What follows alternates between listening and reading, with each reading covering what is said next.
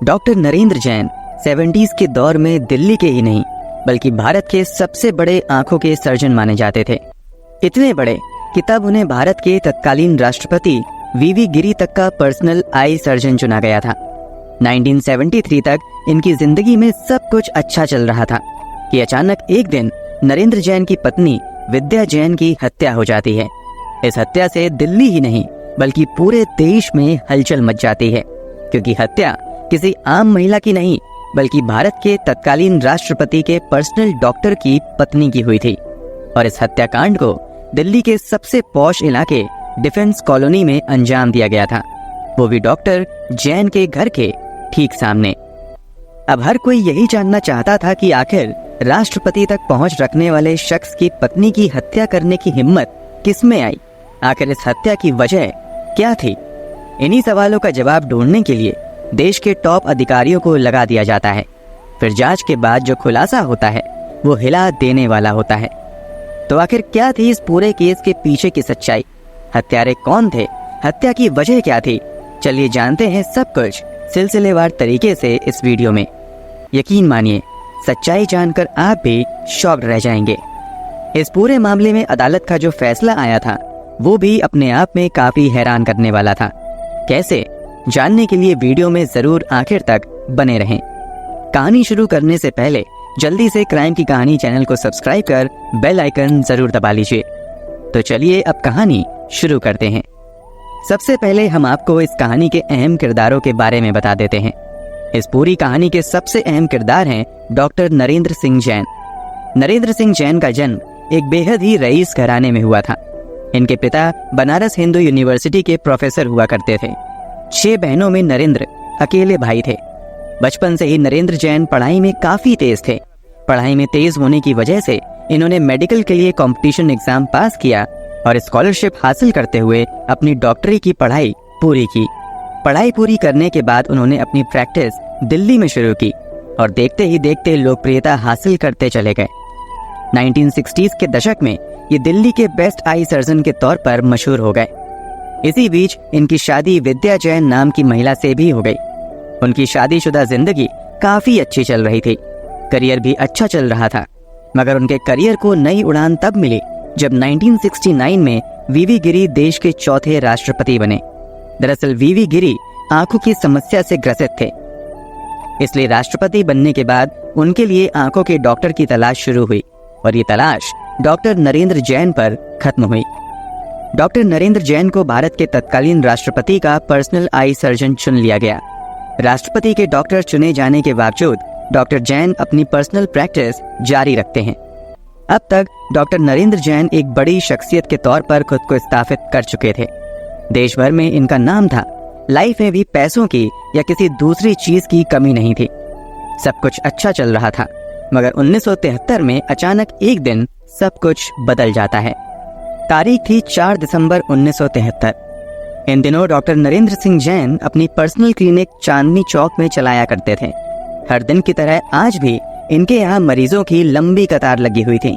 सभी मरीज को देखने के बाद क्लिनिक बंद करके शाम के लगभग 7:15 पर नरेंद्र जैन डिफेंस कॉलोनी स्थित अपने मकान D29L में दाखिल होते हैं। घर में दाखिल होते ही डॉक्टर जैन बाथरूम की तरफ जाते हैं। तभी उनकी नजर अपनी पत्नी विद्या जैन पर पड़ती है। नजर पड़ते ही डॉक्टर नरेंद्र अपनी पत्नी से कहते हैं कि मैं फ्रेश होकर आता हूँ, तब तक तुम रेडी हो जाओ, हम थोड़ी देर में अपनी बहन के यहाँ उनसे मिलने जाएंगे।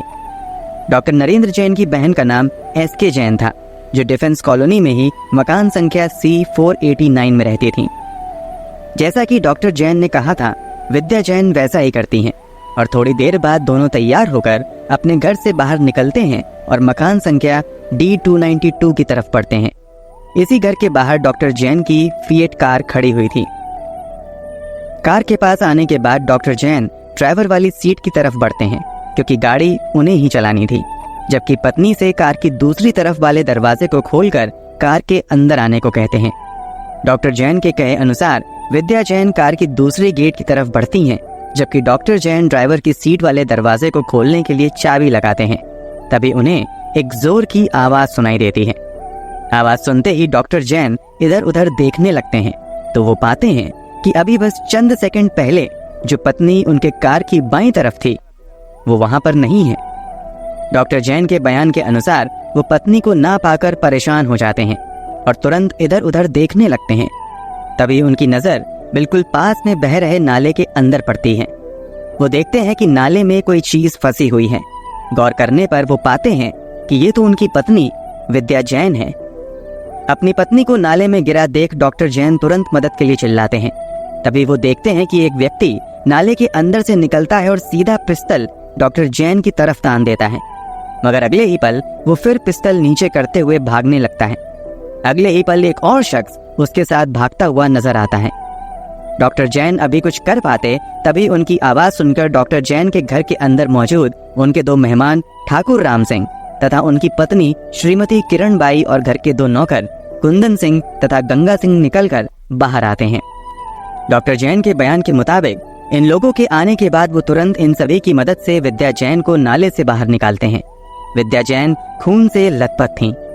तुरंत वो विद्या को अपनी कार में डालते हैं और पास के सेन नर्सिंग होम की तरफ भागते हैं। थोड़ी देर में ये सभी विद्या जैन को लेकर पास के नर्सिंग होम में पहुंचते हैं, मगर यहाँ आते ही विद्या जैन को मृत घोषित कर दिया जाता है। क्योंकि ये हत्या तत्कालीन राष्ट्रपति के पर्सनल डॉक्टर की पत्नी की हुई थी, इसलिए तुरंत पुलिस महकमा भी हरकत में आ जाता है और जांच पड़ताल की शुरुआत होती है। पुलिस की एक टीम हॉस्पिटल में लगाई जाती है, जबकि एक टीम क्राइम सीन की जांच के लिए जाती है। विद्या जैन के मृत घोषित होने के बाद उनके शरीर को पोस्टमार्टम के लिए भेज दिया जाता है। पोस्टमार्टम में खुलासा होता है कि उनके शरीर पर 16 गहरे घाव के निशान हैं। पोस्टमार्टम रिपोर्ट के मुताबिक उन पर चाकू से वार किया गया था। इस कारण उनके कई इंटरनल ऑर्गन्स चोटिल हो गए थे। इसके अलावा दिल तक में चाकू का घाव लगा था। इस कारण तत्कालीन ही उनकी मौत हो गई थी। इधर पोस्टमार्टम की कार्यवाही चलती रहती है। उधर पुलिस हत्यारों को पकड़ने के लिए तथा हत्या के कारण को समझने के लिए आसपास मौजूद एक एक शख्स का बयान दर्ज करना शुरू करती है। इसके अलावा इस घटना के समय वहां पर मौजूद डॉक्टर नरेंद्र जैन से भी पूछताछ का सिलसिला शुरू होता है। अपना बयान दर्ज करवाने के बाद डॉक्टर नरेंद्र जैन बताते हैं कि शायद ये हत्या लूटपाट की नीयत से की गई होगी, मगर पुलिस इस दावे को पहली ही नजर में सिरे से खारिज कर देती है, क्योंकि जांच में पता चलता है कि जो भी ज्वेलरी दिव्या जैन घर से पहनकर निकली थी वो अभी भी उनके शरीर पर सही सलामत मौजूद थी। इसके अलावा कुछ ज्वेलरी जो गायब हुई थी वो टूटकर उसी नाले में थी जिसमें विद्या गिरी थी। शुरुआती जांच में ही पुलिस की नजर में एक और बात बहुत ज्यादा खटकने लगती है कि जब 2 लोग आसपास एक साथ ही मौजूद थे तो एक की 16 बार चाकू मारकर हत्या कर दी जाती है, जबकि दूसरे को खरोंच तक नहीं आती है। आखिर ऐसा कैसे पॉसिबल है? इसके अलावा जब सस्पेक्ट क्राइम सीन से भाग रहा था तो डॉक्टर जैन ने उसका पीछा क्यों नहीं किया? पुलिस इन 2 सवालों का जवाब डॉक्टर जैन से जानने की कोशिश करती है तो वो पूरी तरीके से हड़बड़ा जाते हैं और पुलिस को कोई सही जवाब नहीं दे पाते हैं। पुलिस अब घर के नौकर से भी पूछताछ करती है तथा डॉक्टर जैन के घर तथा क्लिनिक की भी तलाशी ली जाती है। नौकरों से पूछताछ के दौरान तथा बैंक अकाउंट डिटेल्स खंगालने पर इस मामले में एक महिला का नाम सामने आता है। ये नाम था चंद्रेश शर्मा का। पुलिस वाले चंद्रेश शर्मा नाम की महिला की तलाश में लग जाती हैं और थोड़ी मेहनत के बाद चंद्रेश शर्मा को भी हिरासत में ले लिया जाता है। तलाशी के दौरान चंद्रेश के पास से कई तस्वीरें मिलती हैं। उन तस्वीरों में एक तस्वीर विद्या की भी थी। अब पुलिस चंद्रेश की कुंडली निकालती है। शुरुआती जांच में ही पता चलता है कि चंद्रेश शर्मा की शादी 1960 में हुई थी, मगर उसके पहले पति की मौत हो गई थी। उसके बाद चंद्रेश दूसरी शादी आर्मी के लेफ्टिनेंट से करती हैं, मगर 1967 में उससे भी तलाक हो जाता है। दूसरे पति से तलाक के बाद चंद्रेश शर्मा की मुलाकात एक दिन डॉक्टर जैन से होती है। इसी मुलाकात में चंद्रेश शर्मा डॉक्टर जैन से कोई काम मांगती हैं। इस पर डॉक्टर जैन चंद्रेश को अपना पर्सनल सेक्रेटरी बना लेते हैं। इस खुलासे के बाद चंद्रेश शर्मा को गिरफ्तार करने के बाद पुलिस वाले उससे पूछताछ शुरू करते हैं। इसके अलावा डॉक्टर जैन को भी पूछताछ के लिए बुलाया जाता है और अब इस पूछताछ में कुछ ऐसा खुलासा होता है जिसे सुनकर हर किसी के पैरों तले जमीन खिसक जाती है। जांच में हुए खुलासे के मुताबिक जब चंद्रेश शर्मा डॉक्टर जैन की पर्सनल सेक्रेटरी के तौर पर काम करने लगती हैं तो इसी दौरान इन दोनों की नजदीकियां बढ़ जाती हैं। धीरे धीरे दोनों एक दूसरे को प्यार करने लगते हैं। चंद्रेश शर्मा और डॉक्टर जैन के प्यार की खबर डॉक्टर जैन की पत्नी विद्या जैन को भी लग जाती है। इस पर विद्या तथा डॉक्टर नरेंद्र जैन की लड़ाई होती है। विद्या जैन चाहती थी कि डॉक्टर नरेंद्र चंद्रेश शर्मा को नौकरी से निकाल दे, मगर चंद्रेश के प्यार में पागल डॉक्टर जैन किसी भी कीमत पर ऐसा नहीं करना चाहते हैं। मगर पत्नी की जिद के आगे वो चंद्रेश को 1972 में ही नौकरी से निकाल देते हैं। नौकरी से निकाले जाने के बाद चंद्रेश अंबाला में रहने चली जाती है। चंद्रेश के अंबाला जाने के बावजूद डॉक्टर जैन और चंद्रेश के प्यार में कमी नहीं आती है, बल्कि दोनों अभी भी कांटेक्ट में बने रहते हैं। यहाँ तक कि डॉक्टर जैन चंद्रेश को पैसे भी भेजना जारी रखते हैं। दोनों एक दूसरे के लिए इतने ज्यादा पागल हो जाते हैं कि शादी करने का मन बना लेते हैं। मगर डॉक्टर जैन के सामने समस्या ये थी कि वो पहले से ही शादीशुदा थे। ऊपर से समाज में उनका बड़ा नाम था, इसलिए वो चुपके से शादी करने से कतरा रहे थे। इसके अलावा वो चाहकर भी पत्नी को तलाक नहीं दे पा रहे थे, क्योंकि इससे उनके रेपुटेशन पर काफी बुरा असर पड़ सकता था। जब डॉक्टर नरेंद्र जैन और चंद्रेश शर्मा को कोई रास्ता नजर नहीं आता है, तो दोनों मिलकर प्लान बनाते हैं कि अगर पत्नी विद्या जैन को रास्ते से हटा दिया जाए तो दोनों आसानी से शादी कर सकते हैं। प्लान बनाया जाता है कि विद्या की हत्या करवा दी जाए, मगर इस हत्या को इस तरीके से अंजाम दिया जाए कि ये एक्सीडेंटल डेथ लगे। इसी प्लान को अमल में लाने के लिए अब अंबाला में रह रही चंद्रेश शर्मा दिल्ली में ही हवलदार की नौकरी करने वाले अपने एक 25 साल के दोस्त राकेश कौशिक से मिलती हैं। पहली मुलाकात में ही चंद्रेश राकेश से कहती हैं कि डॉक्टर नरेंद्र जैन अपनी पत्नी को अपने रास्ते से हटाना चाहते हैं, मगर वो ये काम इस तरीके से करवाना चाहते हैं कि किसी को कानों कान खबर ना हो। बदले में इस काम के लिए मोटा पैसा दिया जाएगा। राकेश इस काम को करने के लिए तो रेडी नहीं होता है, मगर वो चंद्रेश शर्मा की मुलाकात करण सिंह नाम के एक व्यक्ति से करवा देता है। अब विद्या जैन को रास्ते से हटाने का काम करण सिंह को दिया जाता है। बदले में करण सिंह को 20,000 रुपए की पेशकश की जाती है। 70s के दौर में ये एक बड़ी रकम थी। ऑफर सुनकर करण सिंह तुरंत इस हत्या को अंजाम देने के लिए रेडी हो जाता है। तय होता है कि 10,000 रुपए काम से पहले दिए जाएंगे और 10,000 रुपए काम के बाद। वादे के मुताबिक काम से पहले करण सिंह को चंद्रेश शर्मा द्वारा 10,000 दे दिया जाता है। पैसे लेने के बाद करण सिंह हत्या की तारीख तय कर देता है, मगर वो उस तारीख पर विद्या की हत्या नहीं करता है, बल्कि अब आए दिन तारीख टालता रहता है। ऐसा होते होते 3 महीने बीत जाते हैं और अंत में करण सिंह वो 10,000 रुपए एडवांस लेकर कहीं लापता हो जाता है। करण के पैसे लेकर भागने की वजह से अब चंद्रेश शर्मा राकेश पर दबाव बनाने लगती हैं। दबाव की वजह से अब राकेश जहां हवलदार की नौकरी करता था, वहां से अपनी पत्नी की बीमारी का बहाना बनाकर छुट्टी लेता है और अपने गांव हरियाणा के चरखी दादरी चला जाता है। चरखी दादरी आकर वो एक ऐसे व्यक्ति की तलाश में लग जाता है जो विद्या की हत्या कर सके। इसी तलाश में उसकी नजर गांव के ही रहने वाले 20 साल के रामकिशन नाम के एक व्यक्ति पर पड़ती है। वो रामकिशन को कहता है कि मैं तुम्हें दिल्ली में अच्छा काम दिलाऊंगा, मेरे साथ दिल्ली चलो। इस तरह राकेश बहाने से रामकिशन को दिल्ली लेकर चला जाता है। यहाँ आते ही वो रामकिशन से कहता है कि अगर तुम्हें काम चाहिए तो पहले तुम्हें एक हत्या करनी होगी। अगर तुमने ऐसा नहीं किया तो तुम्हें कोई काम भी नहीं मिलेगा और तुम्हारी जान भी जा सकती है। इतना सुनकर रामकिशन डर जाता है और दिव्या की हत्या की बात कबूल कर लेता है। इसके बाद अगले कई दिनों तक राकेश रामकिशन को लेकर विद्या के पीछे घूमता रहता है, मगर हर बार रामकिशन किसी बहाने से हत्या के प्लान को टाल देता है। इस तरह 3 हफ्ते और बीत जाते हैं, मगर विद्या की हत्या करवाने में राकेश कामयाब नहीं हो पाता है। इधर विद्या की हत्या में देरी हो रही थी तो उधर डॉक्टर नरेंद्र जैन और चंद्रेश शर्मा शादी करने को बेताब हो रहे थे।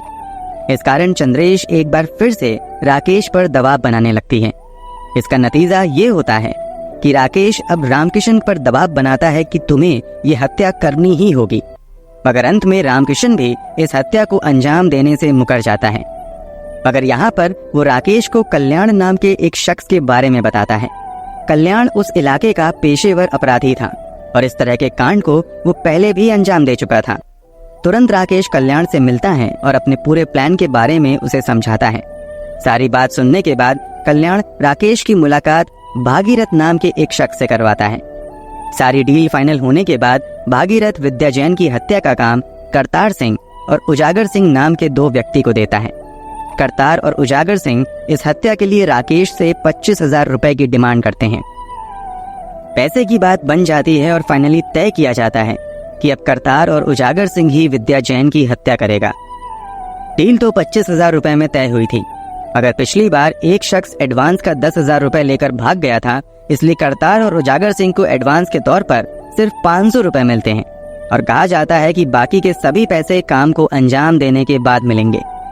सब कुछ तय होने के बाद 4 दिसंबर 1973 को शाम के लगभग 4 बजे डॉक्टर नरेंद्र जैन की क्लिनिक के बगल में मौजूद एक रेस्टोरेंट में डॉक्टर नरेंद्र जैन उन लोगों को बुलाते हैं जो उनकी पत्नी की हत्या करने वाले थे। यहाँ पर डॉक्टर नरेंद्र जैन, चंद्रेश शर्मा, करतार सिंह तथा उजागर सिंह की एक मीटिंग होती है। इसी मीटिंग में डॉक्टर नरेंद्र जैन बताता है कि ये हत्या आज शाम ही होगी। यहीं पर नरेंद्र जैन बताता है कि वो बाहर जाने के बहाने से अपनी पत्नी को घर के बाहर लेकर निकलेगा, तभी करतार और उजागर सिंह उसकी हत्या कर देंगे। मीटिंग खत्म होने के बाद चंद्रेश शर्मा दोनों अपराधियों से कहती है कि इस पूरे काम को अंजाम देने के दौरान सिर्फ विद्या की हत्या होनी चाहिए, जबकि डॉक्टर नरेंद्र जैन को खरोच तक नहीं आनी चाहिए। दोनों अपराधी ऐसा ही करते हैं। मीटिंग खत्म करने के बाद प्लान के मुताबिक डॉक्टर नरेंद्र जैन अपनी क्लिनिक जाता है।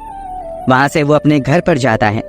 यहाँ पत्नी को साजिश के तहत अपनी बहन से मिलने जाने के लिए तैयार करवाता है और घर के बाहर लेकर आता है।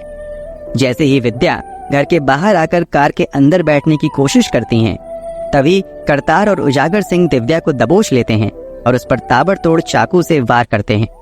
डॉक्टर जैन खड़े खड़े सब कुछ देख रहा होता है। विद्या को मारने के बाद दोनों तुरंत विद्या को पास में ही बह रहे नाले में डाल देते हैं। इसके बाद डॉक्टर जैन चौंकने का नाटक करते हुए मदद के लिए चिल्लाता है। यहाँ तक सब कुछ बिल्कुल प्लान के मुताबिक सही जा रहा था। यहाँ तक कि शुरुआती जांच में डॉक्टर नरेंद्र जैन ने पुलिस को यकीन दिला दिया था कि ये हत्या किसी और ने करवाई है। मगर पुलिस को ये बात हजम नहीं होती है कि एक तरफ विद्या जैन की हत्या हो जाती है तो दूसरी तरफ नरेंद्र जैन को एक खरोंच तक नहीं आती है। इसी के बाद पुलिस पूरे मामले की जांच करते हुए इस हत्याकांड से पर्दा उठाती है। पूरे मामले के खुलासे के बाद पुलिस डॉक्टर नरेंद्र जैन, उनकी गर्लफ्रेंड चंद्रेश शर्मा के अलावा इस हत्याकांड में शामिल सभी लोगों को एक के बाद एक गिरफ्तार करती है। इस मामले की सुनवाई निचली अदालत में शुरू होती है। निचली अदालत पूरी सुनवाई के बाद सबूतों तथा गवाहों के बयानों के आधार पर डॉक्टर नरेंद्र जैन, चंद्रेश शर्मा और राकेश कुमार को उम्र कैद की सजा सुनाई जाती है, जबकि इस हत्याकांड को अंजाम देने वाले करतार और उजागर सिंह को सिर्फ 2 साल की सजा सुनाई जाती है। कमाल की बात तो ये थी कि हत्या उजागर और करतार सिंह ने की थी, मगर अदालत हत्यारा डॉक्टर जैन, चंद्रेश शर्मा और राकेश को मानती है, जिन्होंने इस पूरी साजिश को अंजाम दिया था, जबकि विद्या की जान लेने वाले करतार और उजागर सिंह को सिर्फ 2 साल की सजा मिलती है, वो भी हत्या के लिए नहीं बल्कि हथियार खरीदने के जुर्म में। डॉक्टर जैन के वकील इस मामले को हाईकोर्ट में चुनौती देते हैं। यहाँ भी लंबे समय तक सुनवाई होती रहती है। हाईकोर्ट में जो फैसला आता है वो थोड़ा चौंकाने वाला होता है। पूरी सुनवाई के बाद हाईकोर्ट द्वारा डॉक्टर नरेंद्र जैन, चंद्रेश शर्मा तथा राकेश को उम्र कैद की सजा सुनाई जाती है, जबकि निचली अदालत ने जिस करतार और उजागर सिंह को सिर्फ 2 साल की सजा सुनाई थी, उसे हाईकोर्ट द्वारा विद्या की हत्या के जुर्म में मौत की सजा सुनाई जाती है। अब इस मामले को सुप्रीम कोर्ट में चुनौती दी जाती है। वहां भी लंबे समय तक सुनवाई चलती रहती है। फाइनली पूरी सुनवाई के बाद सुप्रीम कोर्ट भी हाई कोर्ट के फैसले को बरकरार रखती है। सुप्रीम कोर्ट की ओर से फैसले में कहा जाता है कि ये सच है कि विद्या जैन की हत्या की पूरी प्लानिंग डॉक्टर नरेंद्र जैन और चंद्रेश शर्मा ने की थी, लेकिन करतार और उजागर सिंह ने इस हत्याकांड को अंजाम दिया। अगर करतार और उजागर ने पैसों के लालच में आकर ये हत्या नहीं की होती तो शायद विद्या की जान बच सकती थी। इसलिए साजिश करने वाले डॉक्टर जैन और चंद्रेश से कहीं ज्यादा दोषी करतार और उजागर सिंह हैं। सुप्रीम कोर्ट के इस फैसले के बाद सभी दोषी को जेल में भेज दिया जाता है। अब आपके दिल में एक सवाल आ रहा होगा कि जिन दोषियों को सजा दी गई उनके साथ क्या हुआ। दरअसल इन दोषियों के साथ जो कुछ हुआ वो थोड़ा हैरान करने वाला था। इस पूरी साजिश को अंजाम देने वाले डॉक्टर नरेंद्र जैन और चंद्रेश शर्मा लगातार 16 साल जेल में रहते हैं। इसके बाद उन्हें अच्छे व्यवहार के आधार पर जेल से रिहा कर दिया जाता है। मुकेश जेल में ही रहता है। जबकि इस हत्याकांड को अंजाम देने वाले करतार और उजागर सिंह को 1985 में फांसी के फंदे पर लटका दिया जाता है। करतार और उजागर सिंह को फांसी पर लटकाए जाने का कई लोगों ने ये कहते हुए विरोध किया था कि असल दोषी डॉक्टर नरेंद्र जैन और चंद्रेश शर्मा थी, जिसने पूरी साजिश को अंजाम दिया, जबकि कुछ लोग सुप्रीम कोर्ट के फैसले को सही ठहरा रहे थे। दोस्तों, इस पूरे मामले में आपकी क्या राय है? कमेंट बॉक्स में जरूर बताएं। हमारी मेहनत पसंद आई हो तो इस वीडियो को लाइक करते हुए शेयर जरूर करें। अगर आपने अब तक क्राइम की कहानी चैनल को सब्सक्राइब नहीं किया है तो जल्दी से चैनल को सब्सक्राइब कर लें। लेटेस्ट वीडियो की जानकारी के लिए बेल आइकन जरूर दबा लें। क्राइम की दुनिया से जुड़ी ऐसी ही हैरान कर देने वाली कहानियों के लिए हमारे साथ जुड़े रहें। धन्यवाद।